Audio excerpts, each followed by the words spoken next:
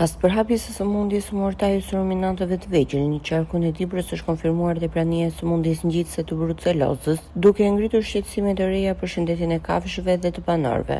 Sipas njoftimit zyrtar, 2 familje në njësitë administrative Kastriot e Muhur janë izoluar pas konfirmimit të rasteve të infektimit me bakterin Brucella. Autoritetet kanë vepruar menjëherë duke azgjësuar kafshët e sëmura për të parandaluar përhapjen e mëtejshme të infeksionit. Prefekti i qarkut Dibër, zoti Nexhmedin Shehu, deklaroi se situata është nën kontroll dhe aktualisht nuk ka vend për panik. Të gjitha analizat për anëtarët e familjeve të prekura dhe personat që kanë pasur kontakt me ta janë realizuar dhe ka nisur trajtimi mjekësor.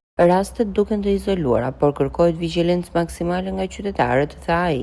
Shehu gjithashtu u bëri thirrje banorëve të zonës të mos neglizhojnë simptomat dhe të kërkojnë menjëherë ndihmë mjekësore nëse dyshojnë për infektim. Brucelloza është një sëmundje bakteriale ngjitëse që transmetohet nga kafshët e njerëzit, kryesisht përmes qumshtit të pasterizuar, mishit të pjekur, kontaktet me kafshët e infektuara ose sekrecionet e tyre. Simptomat përfshin nethe, djersitje me erë të keqe, lodhje, dhimbje muskulore, dhimbje kyçesh dhe në disa raste edhe të vjella të forta.